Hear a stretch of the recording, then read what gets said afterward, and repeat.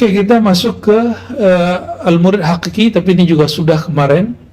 Murid hakiki itu la yakunul murid muridan hatta yakuna muradan. Murid itu nggak sah disebut murid. Murid itu orang yang berkehendak mengenal Allah sampai dia menjadi murad. Murad itu Allah lah yang mengenalkan diri kepadanya sehingga dialah yang dikehendaki Allah. Jadi murad itu orang yang dikehendaki Allah.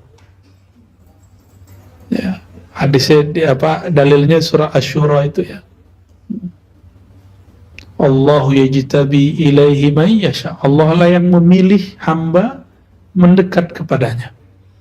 Jadi hamba itu dipilih oleh Allah karena Allah menghendaki si hamba, maka Allah lah yang berkehendak kepada hamba. Hamba disebut murad. Disebut dengan muradun, ya, yang dikehendaki. Betapa nikmatnya kalau kita dikehendaki Allah, dipilih oleh Allah SWT untuk kenal Dia, ya. Tapi murid itu mengamalkan syariat dan thariqat. Murad itu sampai kepada hakikat kalau dia sukses sampai ke ma'rifat al-Muhammadi, mengenal ma'rifat yang diwariskan Sayyidina Nabi SAW. Jadi sampai hakikat belum lolos antum. Iblis itu ahli hakikat, makanya tauhidnya keren sekali. Cobalah lihat dialog-dialog iblis, itu luar biasa. Lihat doa-doa iblis mustajab. Jadi kalau mau jadi mustajab cukup jadi halal haqa'iq. Tapi bisa jadi makbulnya doa itu bukan nikmat tapi istidraj. Istidraj ini tambah pemberian, tambah songong dia, tambah sombong dia, tambah amal, tambah sok suci dia, ya, tambah keramat, tambah bodoh amat dia. Kalau sampai kepada ma'rifat, dan ma'rifat pintunya cuma satu, la nabiyya ba'di, selesai. Tidak ada nabi selain aku, kata Nabi Muhammad SAW. Maka mustahil seseorang usul kepada al-ma'rifat al-ilahiyah kecuali min babil Muhammadi, dari pintu Sayyidina Nabi SAW. Jadi jalan kepada Allah itu ada dua.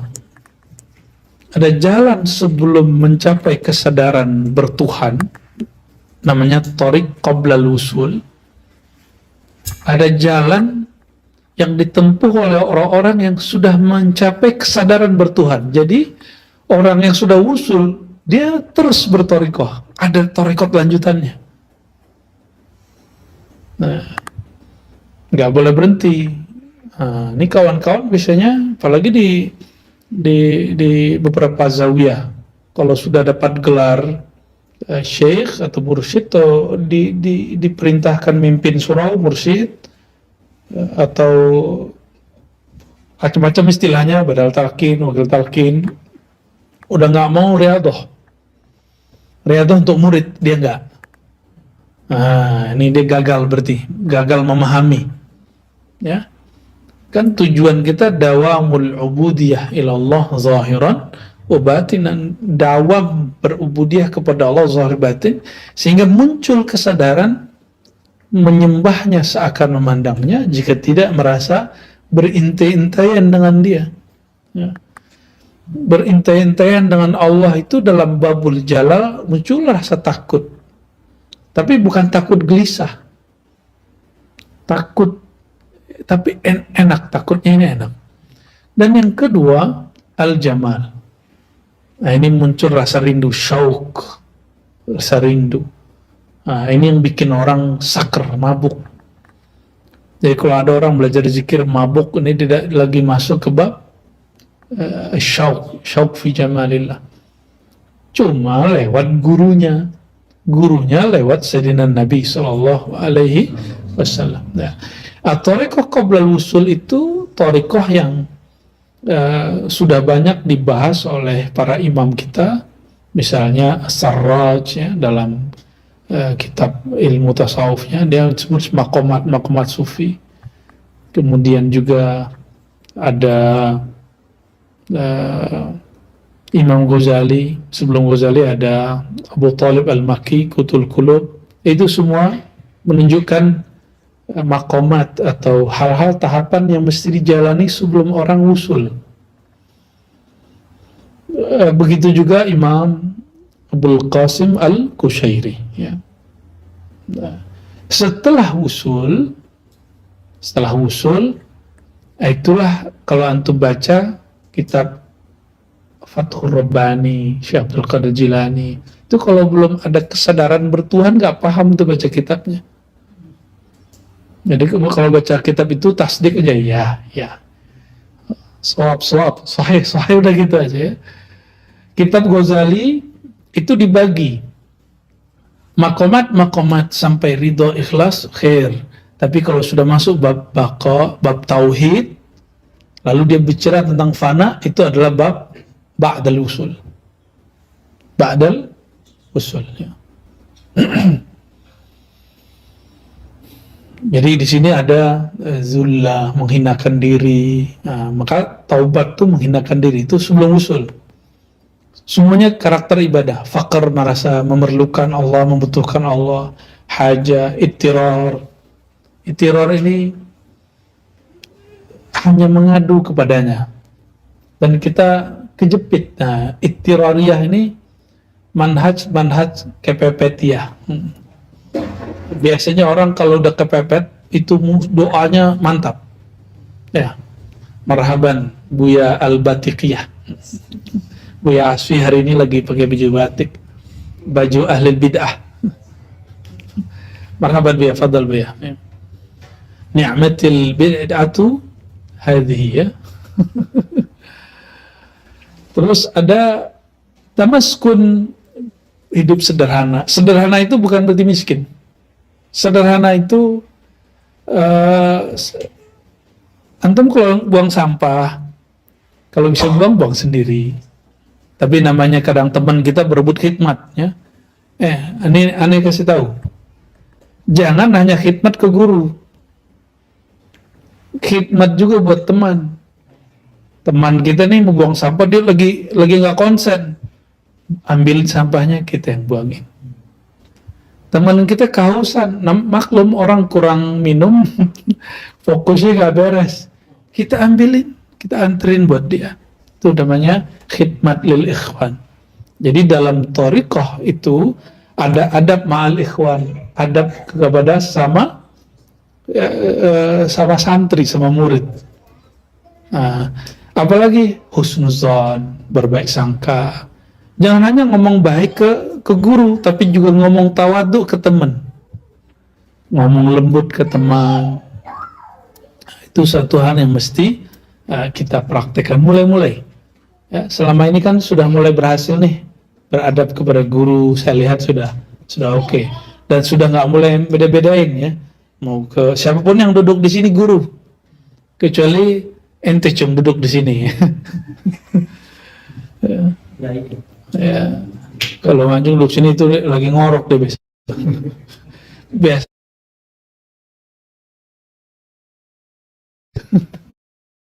Salatin.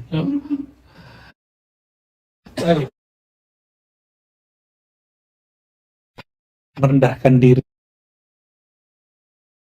Itu menjadi kepatuhan. Kapan tubuh ini akan ngikut kepada kolbu? Kalau kolbu mengikut kepada yang membolak-balik kolbu, baru dia tunduk. Jadi ternyata setiap hari itu tubuh berkalam. Wahai kolbu, wahai lisan, wahai mata, semua dia ngomong. Cuma yang disirkan, yang dizahirkan Nabi dalam hadis tentang, di hadis Tirmizi, bahwa anggota tubuh berbicara ke lisan. Wahai lisan, kami itu garansi keselamatannya, insurannya ada di kamu. Kamu jaga-jaga kami, ya. Artinya hati-hati kalau berkalam. Sebenarnya itu contoh bahwa anggota tubuh saling berdialog. Apa maknanya? Anggota tubuhnya bukan milik kita, ini aset Allah. Dia hanya kasih fasilitas buat kita aja. Dan fasilitas ini akan diambil, dan udah banyak orang diambil sedari hidup. Ya, kita sudah lihat orang yang sudah nggak bisa bergerak, separuh, setengah, dan lain sebagainya. Itu cara Allah buktiin, hei, ini milikku bukan milikmu. Dia ingin ke kanan, dia bergerak ke kiri. Ada kan yang begitu? Gak usah disesali, cukup katakan, ya Rob, ini milikmu. Nah, semoga yang belum kena, Allah jaga kesehatannya, Allah terbitkan kesadaran ini dalam kalbunya. Amin ya rabbal alamin. Ya. Nah, adapun at-tariqul ladzi ilaihi ba'dal wusul la yakhlu sahibuhu imma ayakuna warithan fayaslukahu bi awsafir rububiyyah min al-amri wan nahi والعزة والتنزيه والكبرياء والهداية والتعليم والحنان والرقة والغلظة والشدة والقهر وإن كان غير وارث فبالتسليم والتفويض ونفي الأوصاف والبقاء مع الله على بساط المشاهدة والسكون تحت تصاريف القدر من غير اعتراض. Nah, ada dua jenis orang yang sudah wusul. Jika dia pewaris keilmuan Nabi SAW, ya, maka ini tipe pertama. Berarti dia muallim, dia guru. Tapi kebanyakan orang kan bukan waris, bukan muallim, bukan muallim ilmu ini. Berarti dia yang kedua, ghair waris. Kalau dia seorang yang pewaris keilmuan rohani, ilmu ma'rifat hakikat, apa yang mesti dia kemudian lalui? Ini coba lihat, jangan salah terjemah. Fayaslukahu, maka dia akan menempuh bi awsafir rububiyah, dengan atribut-atribut ilahiyah rububiyah, bukan ilahiyah. Saya ulangi terjemahannya, awsafir rububiyah, bukan awsafil ilahiyah. Bedakan Rabb dengan rububiyah, Rabb dengan Rabbani. Rabbun itu Allah, rububiyah itu karakter yang dipinjamkan kepada kita. Ini bukan bab akidah, bab ilmu kalam. Di ilmu kalam rububiyah, Allah pencipta. Kalau di Wahabi, tauhid rububiyah itu tauhidnya orang ahli kalam, ahli filsafat dan sufi. Kalau tauhid mereka lengkap, tauhid uluhiyah. Nah, kita nggak bicara bab itu karena istilah itu justru keluar dari mustalah Qur'ani. Di Quran, orang yang dipuji itu orang bukan yang ngomong ilahuna, tapi mengatakan Rabbuna. Ya. Masih ingat ayatnya? Innal ladzina qalu rabbuna Allah thumma istaqamu fala khaufun 'alaihim wala hum yahzanun. Itu dua surat loh ngomong begitu. Orang-orang yang mengatakan Rabb kami Allah berarti berrububiyah. Ini bukan rububiyah teori Ibnu Taimiyah yang mengatakan bahwa tauhid rububiyah itu milik filosof non-muslim, orang musyrik. Jadi bagi Ibnu Taimiyah, tauhid rububiyah itu musyrik mukmin sama. Yang beda nanti mukminnya beruluhiyah atau tidak. Nah, ini kan ala-ala dia. Dia menemukan teori itu dan itu dia pakai. Nah, kita nggak menggunakan itu. Kita menggunakan mustalah Qur'ani bahwa kata Rabb lebih luas daripada yang dikatakan oleh Ibnu Taimiyah. Karena Al-Quran itu lebih besar daripada yang dibayangkan Ibnu Taimiyah dan pengikut-pengikutnya ya. Marah-marahlah dia ya. Insya Allah dia kan sudah masuk ke alam lain ya. Insya Allah dia benerin juga ini. Ya percayalah dia beginian ya. Ya. Akal kita itu terlalu kerdil untuk mampu memahami Quran yang sangat luas itu. Ya. Jadi awsaf rububiyah, coba antum punya apa telinga atau mendengar? Mana yang disebut sifat? Telinga atau mendengar itu sebuah sifat. Nah, dalam ilmu akidah dan ilmu dzauq, ilmu hakikat, mendengar itu sifat. Dalam ilmu akidah disebut sifat ma'ani. Padahal itu sudah sifat rububiyah, bukan sifatur Rabb. Apa bedanya? Kalau sifatur Rabb, Allah sama, basar, kalam. Di kita Allah tajallikanlah, Allah kasih hadiah itu sifat. Tapi itu bukan sifat, juga jangan disebut Allah. Cukup katakan sifat yang dipinjamkan Allah. Kalau kita katakan ini sifat Allah, ini af'al Allah, itu kan bukan berarti zatullah. Alam ini perbuatan Allah. Alam kan bukan Allah, ya kan? Nah.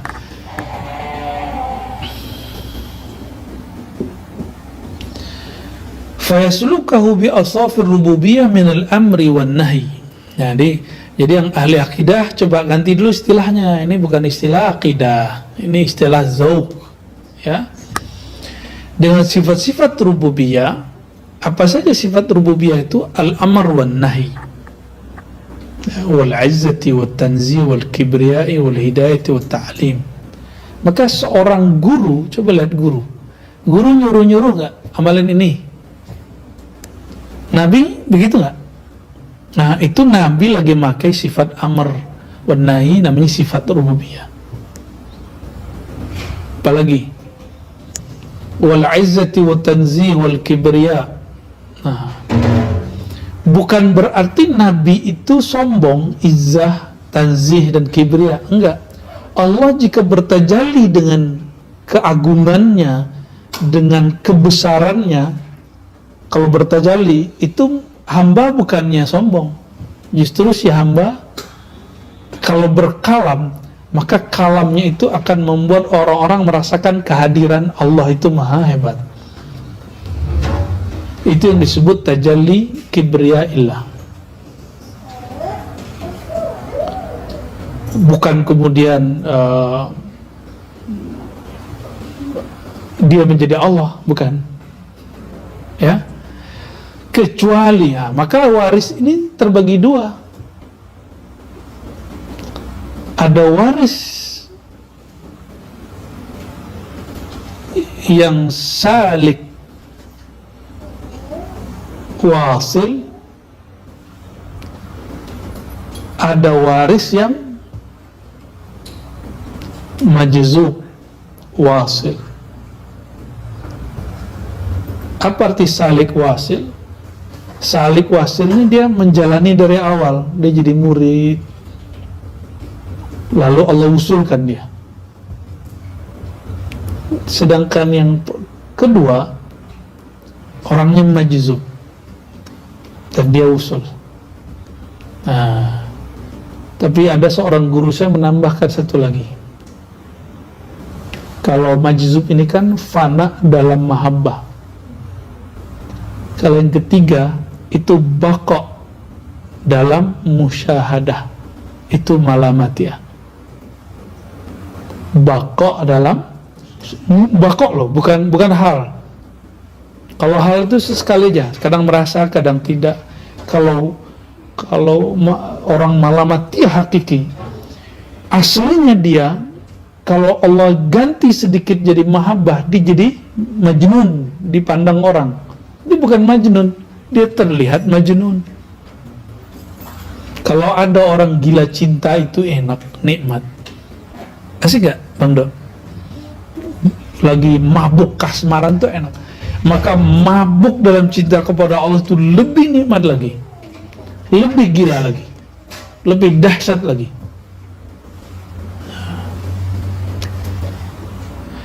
Nah, jadi ada tiga tuh. Pertama apa? Salik wasil. Yang kedua majzub wasil. Syaratnya ada wasil loh. Ada orang majzub nggak wasil. Gimana ceritanya? Ya kejedot otaknya. Kalau majzub biasanya wasil. Majzub yang mutlak. Kalau majzub yang muakkad, yang standar, itu enggak. Bukan itu yang kita maksud. Majzubnya mutlak, kayak Wan Sekhon kalau yang masih hidup. Ya. Dulu Habib Ja'far. Ya. Walaupun beberapa murid-muridnya misalnya mempercayai hanya dia, yang lain dia nggak percaya, itu urusan muridnya. Yang penting kita tasdik kepada. Kenapa kita nggak tasdik? Karena kita nggak ngalamin. Ya, nanti akan masuk ke bagian ini. Ya. Jadi yang ketiga apa?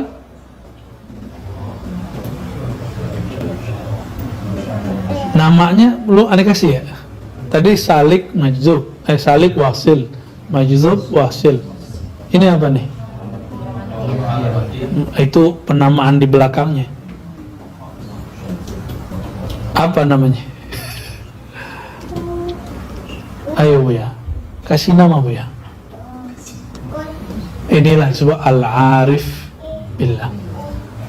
Al-arif, arif billah. Arif billah ini kadang malamatnya itu nggak mesti seperti yang kita bayangkan. Ya suka-suka Allah lah.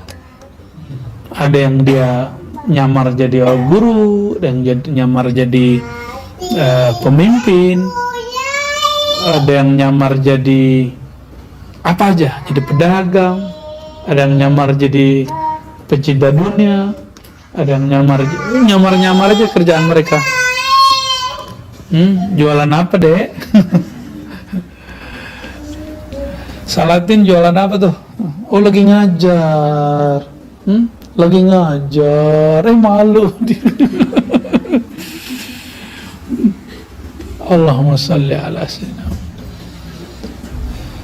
Ini ibnunya Biazul Asfi ini luar biasa. Kecil-kecil udah bisa ngajar. Nanti dia baca hadis indama bu'istu mu'alliman. Taib. Apalagi hidayah, ta'lim, hanan, riqah.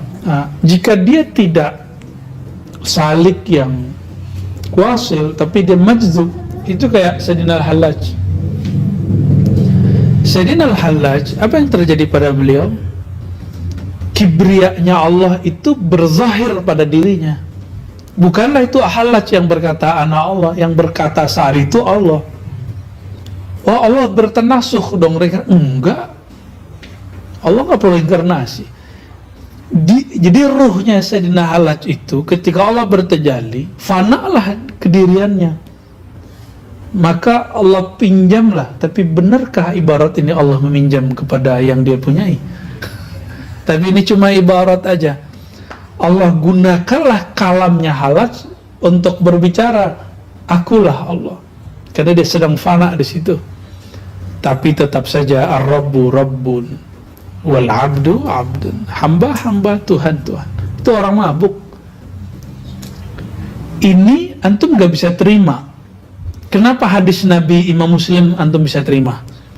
Ketika seorang lagi saker karena barangnya balik, masih ingat? Barangnya hilang, ontaknya hilang di tengah padang pasir, udah bingung kalau jalan. Padang pasir itu kan, bukit-bukit padang pasir itu bisa ganti-ganti per jam. Kalau lagi musim kayak gini nih, musim lagi angin kencang, udah putus asa, tahu-tahu lagi ketiduran dijilat-jilat apa kata dia? Masih ingat kalamnya? Ini orang lagi majzub. Jadi Nabi sudah kasih kisi-kisi majzub tuh ada. Alat orang kayak alat itu ada contohnya. Cuma ini dikasih asbabnya onta. Apalagi dikasih yang lebih mulia dari onta, yaitu ma'rifatullah. Apa kata orang ini? Ya Allah, anta abdi wa ana rabbuka. Itu majzub paling dahsyat itu. Dan Nabi tersenyum tuh. Nabi nggak mengatakan orang ini zindik, kafir. Kalau Nabi berhukum dengan hukum kalam yang kemudian dibuat setelah masa kenabian, dan kita saklek di situ, tidak kemudian fleksibel seperti Abul Hasan Asy'ari karena berguru kepada Imam Junaid, apa yang terjadi? Mungkin orang akan bilang, oh ini hadis yukhaliful aqidah, menyalahi aqidah Ahlussunnah. Nggak begitu cara memahami hadis. Yukhalif akhlak ya, menyalahi akalmu ya, akidah Ahlussunnah tidak. Ya, karena akidah Ahlussunnah itu ada pakem-pakemnya. Ini bagian yang dia masuk ke bagian yang kedua. Kalau dia bukan waris, fabit taslim wa tafwid. Engkau taslimlah, serahkan hakikatnya kepada Allah, tafwid. Ya. Kita kepulangkan kepada Allah semua. wa nafyil awsaf, dan tapi jangan klaim-klaim saya lagi majzub nih, bisa gitu nggak? Ya, saya lagi saker nih, nggak bisa begitu juga. Saker kok sadar? Orang kasmaran tuh nggak sadar loh dia kasmaran. Ada loh Pak Sulaiman. Wal baqa'i ma'allah ta'ala ala bisatil musyah. Wa nafil awsaf, menghilangkan sifat.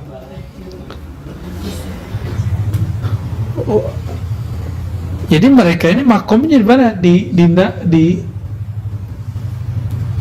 orang-orang yang masuk sini lebih kepada fana, ya.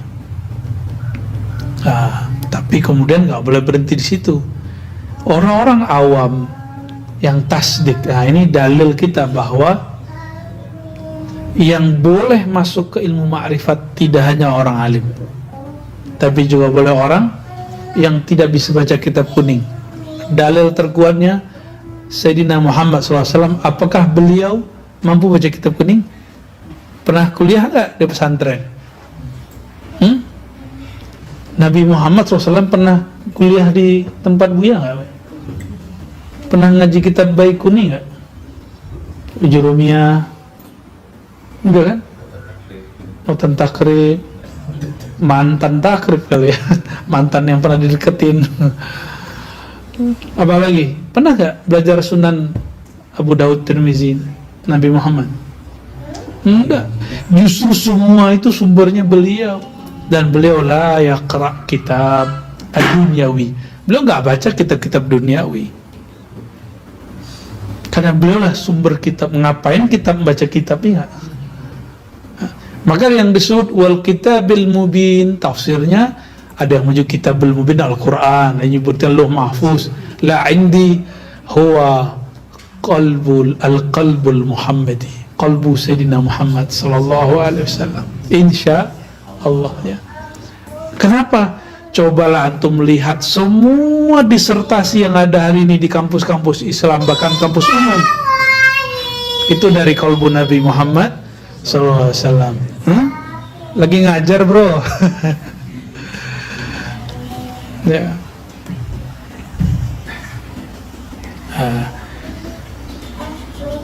Wal baqa ma'allahi ala bisatil musyahadah. Baqa ma'allah, ruhnya tetap memandang kepada Allah, ala bisatil musyahadah, pada ranah musyahadah, penyaksian. Jadi yang melihat siapa? Mata atau sifat sama? Oh, sifat sama basar. Tuh. Sifat sama atau basar? Basar. Yang mendengar sama atau basar?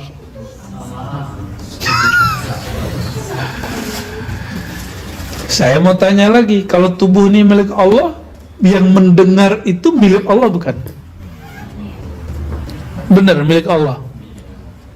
Terus kalau saya mengatakan aku melihat dengan mataku, sebenarnya melihat siapa?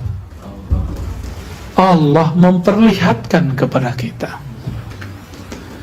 Maka kalau antum pun mimpi ketemu Rasul, atau lagi sadar merasa kayak bertemu Rasulullah SAW, itu melihat karena diperlihatkan oleh Allah Subhanahu Wa Taala, dipinjamkan penglihatan itu sejenak.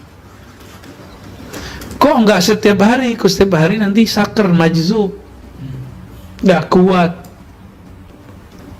Dikasihlah, ya. Sekelas Uwais Al-Qarni, nur Rasulullah itu diterbitkan oleh ibunya. Jadi ketika ibunya berkalam, ya Uwais, kalau engkau pergi, terus aku dengan siapa? Itu kan sama dengan hadis Nabi. Ada orang hendak berjihad, hadis Bukhari, lalu Nabi mengatakan, alaka walidan, kamu punya dua orang tua? Dia jawab, na'am ya Rasulullah, bala ya Rasulullah. Lalu Nabi mengatakan, fa fihima fajahid, kalau ada terhadap kedua orang tuamu, engkau berjihadlah. Nah, ini bantahan cantik kepada orang yang suka ngebom dan jihadnya jihad membunuh saja. Hadis Bukhari, hadis Muslim, Abu Daud, Tirmizi, semuanya sepakat menyebutkan bahwa jihad itu tidak hanya membunuh. Ada jihad berarti ihsan, berbuat baik. Berbuat baik ke orang tua itu jihad. Lebih berat daripada antum jihad ketemu musuh. Ketemu musuh kita, dia bos senjata, kita bos senjata, musuh-musuhan kita kan jelas yang dilawan. Kalau orang tua, dia mau apa, kita maksudnya apa, kita ngomong apa, dia fahamnya apa. Itu kalau nanti ihsan loh. Jangan dikira misalnya orang tua saya udah uzur lah, antum kan belum ngalamin aja. Tak ada zaman kalau antum dipanjangkan umurnya dan Allah ambil kesadaran itu, uzur, nauzubillah min dzalik. Ya.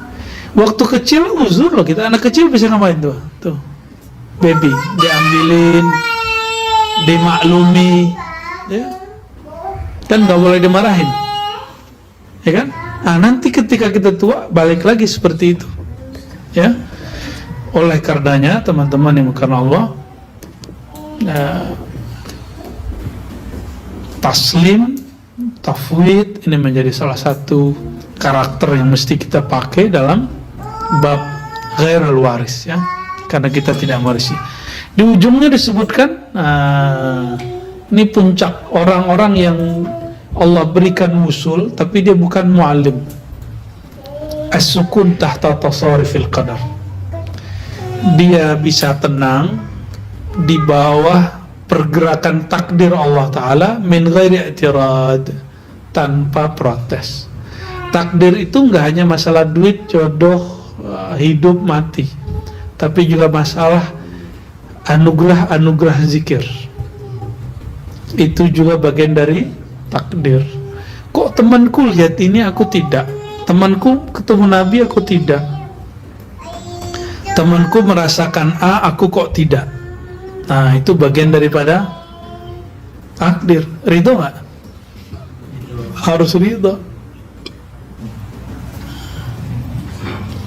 Orang ridho itu lain loh dengan orang sabar. Jadi suatu kali ada dua wali ketemu. Wali yang pertama fana di makom sabar, namanya Shibli. Ketemu gurunya namanya Junaid. Kata Shibli, ketika badannya sakit dia dapat musibah, la haula wala quwwata illa billah, astagfirullah, semua zikir keluar, tapi sembari gereng kepala dan nafasnya begitu, kayak nyesek, tapi semua zikir dibaca dan ujungnya inna lillahi wa inna ilaihi raji'un gitu, panjangin unnya. Apa kata Imam Junaid? Wahai Shibli, itu bukanlah namanya ridho. Bahkan di bahasa beberapa teks itu bukan sabar. Sabar nggak begitu. Jadi sabar dia sudah sampai ke maqam ridho. Ridho itu taslim. Ini ala ma qaddarallahu lak, menyerahkan kepada Allah apa maunya Allah, bukan maunya kita. Itu yang disebut ar-ridha bi qada'illah wa qadari. Berarti nafsiyah kita lebur di situ, nggak ada lagi. Maka kita mesti tiap hari menuduh diri, jangan-jangan yang aku inginkan ini nafsiyahku bukan ruhiyahku, mau positif ataupun negatif. Nah, tiap hari itu yang disebut hasibu qablaan tuhasabu. Kalau kita rasa di nafsiyah, apa ciri-cirinya? Dia kayak menghadang sesuatu yang Allah mau. Maka kita istighfarkan itu, ya, pulangkan kepada Allah Subhanahu wa ta'ala. Kalau dari Allah bentuknya sama, maka dia diberi kemudahan oleh Allah Subhanahu wa ta'ala. Teman-teman yang melakukan Allah,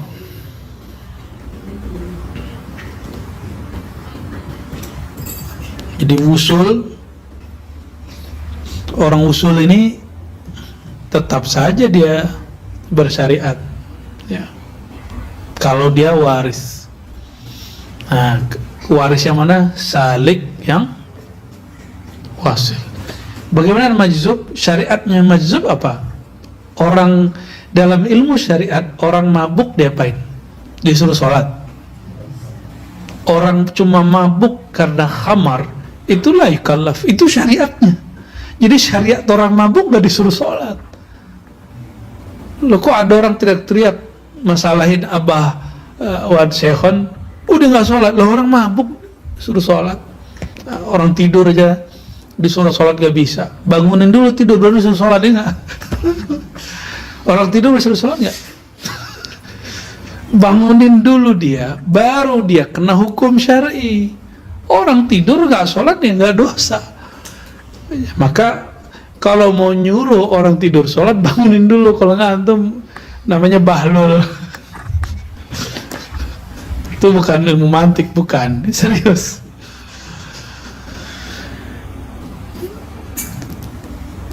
Jadi hukum syariat kepada orang mabuk, ya kita perlakukan dia seperti itu. Rufi al-qalam anis salasa, perintah nggak berlaku sama dia. Bagaimana dengan malamatiyah? Malamatiyah itu cukup dengan kisah yang sudah sering saya sampaikan tentang Qudayb al-Ban dan imam yang menjadi imam di masjid. Itu sudah cukup, ya, bahwa kita nggak boleh menghukum orang dengan apa yang kita lihat. Kita lihat nih dia nggak sholat, kasat mata, kan kasat mata. Ya, kita tugas antum kalau emang kasyafnya sahih, ilmu syariatnya benar, nggak sibuk sama orang sholat, sibuknya berdirinya sholat. Kita nih kasyaf kita benar nggak, batin kita benar nggak, lagi sholat antum hadir nggak qalbunya sama Allah? Hah? Hadir nggak qalbunya bersama Allah? Kan enggak. Terus ngapain mikirin orang ini yang sholat begini sih? Kan nggak ada urusan di situ. Ya, selama kita kalau lagi sholat masih mikirin, lalu buat definisi sendiri, ya, kalau dia arifin billah pasti dia sholat depan aneh, lah depan ente ada urusan apa? Ente siapa? Ente juri kewalian? Nah, emang ada imigrasi kewalian namanya ente? Kan nggak ada. Ya.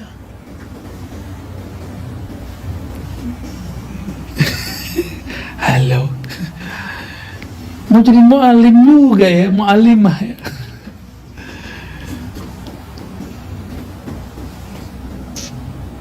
Nah, ini mulai masuk ke bab thariqah, cara mendidik. Awsaful murid alladhi la yaji'u minhu syai'. Ini beliau lagi negur murid-murid yang ketemu mursyid. Mursyid kan santai, dia riyadhahnya satu napas dia. Satu nafasnya murid lebih afdal daripada 70.000 zikirnya murid. Satu nafasnya mursyid yang wasil, bukan mursyid yang cuma dapat kertas, bukan hanya mursyid yang cuma dapat ajastuka, aku ijazahkan qabilna, tapi mursyid yang wasil dengan berkah dan rahmat Allah tentunya. Satu nafasnya lebih baik daripada 70.000 zikirnya murid. Kenapa? Dalilnya jelas. Ya, masih ingat hadis munajah apa tuh Lora Ali, bahwa tidurnya orang yang alim lebih baik daripada Ibnu Majah, ya, daripada ibadahnya orang yang jahil. Murid ini kan dihitungnya jahil billah, bukan jahil mufikih, jahil billah. Kalau fikih dia rukun syarat udah beres, tapi kolbunya belum merasakan hadirnya, belum merasakan dia berpandang-pandangan dengan Allah Subhanahu wa Ta'ala. Ini contoh gini aja, antum di luar nyebut-nyebut nama Buya Asfi, ane mau ketemu Buya Asfi, ane mau ketemu Asfi lillahi ta'ala al-fatihah 70.000 kali. Di dalam sini ada orang ngobrol cuma 5 menit sama Buya Asfi, lebih afdal mana? Lebih afdal mana ayo? Yang 5 menit, nggak perlu pakai fatihah 70.000. Ya, kadang-kadang kita nantangin wali itu gitu, aneh, tawasulin dulu, kode wali pasti bisa ketemu. Jadi standarnya kita mulu. Ini sering kita orang-orang untuk sadar bahwa murid itu harus punya adab yang khair, yang sesuai munasib dengan yang sebenarnya. Wa qala, nah, berkata Imam Ibn Arabi qaddasallahu sirrahu, idza ra'aita al-murida yamilu ila ar-rukhas. Nah, ini kita benar nih. Kalau engkau melihat murid, nah, lihat diri kita, jangan lihat orang, ya. Jangan bayangkan orang lain teman kita. Jika engkau melihat murid, yaitu saya, gitu. Kami, ya Allah, yamilu ila ar-rukhas, cenderung kepada rukhsah. Nggak tahu ini Abi ya. Abi senang rukhsah ya. Cenderung kepada rukhsah. Apa arti rukhsah? Mana? Sani, Rakhis Sani, mana Rakhis Sani? Senang mencari yang ada amalan ideal, diambil yang diskon. Nah, yang suka-suka diskon ini, amalan diskon, nggak tahu kalau ibu-ibu suka diskon masuk sini nggak? Tanya ke Buya Aswi, pakar fikih ya. Wa yajnah ila ta'wilat, cenderung kepada takwil yang liar. Di sini takwil yang liar. Ya. Ini lain dengan isyarat. Jadi takwil lain dengan isyari. Tafsir isyari itu bukan ta'wil, ya. Jadi tafsir isyari bukanlah ta'wil. Dia bab ilmu al-azwaq oleh ahli zahir, itu bukanlah tafsir. Emang bukan tafsir, itu haqa'iqut tafsir. Siapa yang ngomong begitu? Imam ahli hadis, murid Imam Daruqutni, guru dari Abul Qasim Al-Kushairi, Hafizus Sunnah Nabawiyah, namanya Abu Abdurrahman As-Sulami. Dia nulis kitab Haqa'iqut Tafsir. Tapi biasa, dari dulu tuh ahli kalam yang belum usul, biasa komentarin, sesama aswaja loh. Sesama ahlus sunnah. Apa kata dia? Di dalamnya bukan tafsir, tapi zanadiqah, kezindikan. Zandaqah, bukan zanadiqah. Fiha zandaqah, di dalamnya kezindikan, kesesatan. Dia nggak ngerti disebut sesat. Jadi emang udah karakter dari dulu. Kalau di masa Nabi SAW, ahlul kitab, emang masih kurang. Imam As-Sulami, dia ahli hadis, bahkan pakar ilmu yang disebut ilalul hadis, itu dia. Di zamannya yang ngerti penyakit riwayat hadis itu beliau. Masih kurang bagi mereka, ya. Kenapa? Al-mar'u aduun ala majahil. Orang akan memusuhi yang dia nggak tahu. Terus kita yang tahu, perlu nggak kemudian membalasi cacian itu dengan cacian? Nggak perlu. Kita kalau mau balasnya ilmi, ya, si ilmiah boleh balas.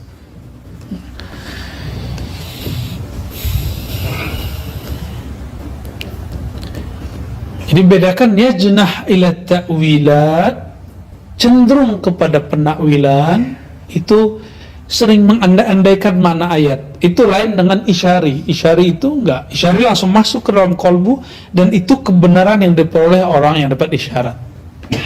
Ya, maka disebut haqa'iqut tafsir. Tafsir penjelasan. Yang dijelaskan sebenarnya ini. Ya. Kathir asy-syarih fil umur al-mu'tadah min ta'amin wa syarabin wa syabih dzalik. Ini murid loh ya. Ini murid. Berarti kalau guru boleh takwil nggak? Kalau guru boleh ngambil rukhsah nggak? Sebenarnya guru kalau dia tahu cara kembalinya, tahu cara masangnya, boleh. Rukhsah nggak boleh dipakai illa fi maudhi'ih, kecuali pada tempatnya. Takwil tidak boleh dipakai kecuali bi turuqihi al-mushtaritah inda ahliha, ya, al-mutawaffirah, ya. Jadi dengan syarat-syarat yang sudah disebutkan para ahlinya. Begitu juga hidup dengan sedang riyadhah tapi makan enak, gimana? Kalau sekarang sih beberapa mursyid sudah mengizinkan, yang penting murid mau zikir. Kita ketemu di Malaysia, jiran kita, alhamdulillah, Allah yahfazu, semoga Allah melindunginya. Doktor, beliau 2 kali doktor PhD, Doktor Jahid, ya, bin Siddiq An-Naqsyabandi Al-Khalidi. Itu murid, kalau aslinya Naqsyabandi, kalau buat suluk 40 hari, muridnya makan daging hanya hari ke-21 sama hari raya dan hari terakhir 40. Nah, di sana suluk 10 hari, murid ada yang dilarang makan daging, nggak bisa zikir. Jadi kalau dia mau tertasbih, daging ya Allah, daging ya Allah, daging, maka disurvei lah, ditanya khalifah-khalifahnya, ditanya, coba tanya, survei ke murid-murid, kamu makan daging, nah zikir malam ini, zikirnya jalan nggak, atau dia ketiduran, atau dia pikirannya gelisah. Ternyata kebanyakan pikirannya tenang dan nggak gelisah, karena yang dihajatkan sampai. Yang dihajatkan sampai. Kita usut-usut, ternyata di kitab murid dilarang makan daging. Antum bisa bayangin orang Arab makan daging. Ya, 2 ekor ayam 1 orang. Itu gadis loh, sama jomblo, cowok bujangan makan ayam 1 orang. Nggak cukup, satu ekor, 2 ekor di. Itu biasa aja sama dia. Kalau kita kan badan kita nih beratnya berat nasi, kalau mereka berat daging beneran. Ya, kira-kira maka ijtihad guru-guru ini nggak masalah. Kita pun pernah praktekkan itu 2014, 15, 16 ke beberapa ikhwah kita. Bahkan dari 2013 kita udah mulai. 13, 12 itu saya udah ngajak teman-teman 1-2 ke Surabaya Kasri. Nah, mereka kalau nggak makan daging bisa pulang gitu. Kalau nggak makan mie nggak bisa tidur. Nah, itu udah dikasih. Yang penting zikirnya oke. Ya, begitu guru itu nanggung murid hari ini. Ada celah, yang penting murid ini mau zikir. Guru yang mencarikan rukhsah, bukan murid yang cari-cari rukhsah, gitu ya. Main handphone dulu mana boleh bro. Sekarang kalau sama kita bolehin setengah jam sebelum berbuka, kita bolehin. Tapi supaya ba'da asar itu kan santai, padahal itu waktu-waktu sir lagi turun, itu waktu asrar lagi turun. Makanya sholat asar itu kalau ketinggalan, berkah antum hilang lahir batin hari itu. Begitu dari Muslim, ya, hilang aja habis. Maka asar nggak boleh ditinggal. Zikir ba'da asar apalagi. Ba'da asar biasanya kalau di majelis di zawiyah kita, di surau kita buat ngaji kitab. Kitab apa? Kitab yang bisa membuat zikir itu menjadi lebih nyaman. Berarti kitab-kitab tentang ma'rifatullah, atau ya semacam motivasi berzikir. Itu kita lakukan, ya. Dulu ada nggak? Nggak ada. Dulu kalau zikir, kalau ente dulu suluk zaman-zaman kita, udah nggak usah banyak tanya. Apa kata guru, amalin, masuk ke dalam khalwat. Diam, kalau ada pertanyaan simpen, ya. Kalau banyak pertanyaan lagi suruh wudu, berarti akalnya belum wudu. Ya. Zikir lagi, nggak bisa jalan lagi, pikirannya kemana-mana, udah suruh mandi tobat. Nggak bisa juga, baru datang ke guru. Minimal pertama ke khodamnya guru dulu, khalifahnya, siapanya. Kalau beres, gak usah. Kadang-kadang orang bernafsu ketemu guru. Kalau kami dulu nggak, malah takut ketemu guru. Kenapa? Zikir kita belum lengkap. Ya, mau banyak-banyak protes. Lah, zikir kita nggak beres, adab kita nggak sempurna. Ya. Jadi kalau suara guru kita mau naik 5 waktu, kita udah ketakutan. Waduh, guru datang nih. Ya. Allahumma sholli wa sallim barik alaihi. Jadi untuk murid idealnya apa? Tidak banyak, ya, kathirus syarih fil umuril mu'tada min ta'am wa syarab wa syibidhalik. Nggak banyak-banyak untuk urusan makan, minum. Saya rasa Buya Zul Asfi sudah kaji di kitab Sya'rani, ya, Imam Sya'rani tentang adab-adab dalam berkhalwat, ingin makan, minum, tidur, dan kalam, ya, pikiran. Daiman nazari ila zinatid dunya. Tidak juga diperkenankan bagi murid banyak memperhatikan perhiasan duniawi. Atas dasar itulah dianjurkan menggunakan khirqah. Ya, kami kalau suluk pakai udung-udung yang dipakai sudes itu.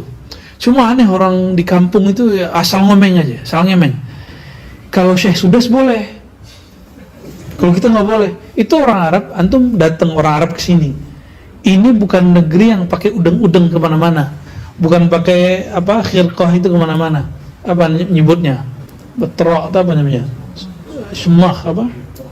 Ya, itu tradisi Arab Saudi, Hijaz atau Najd.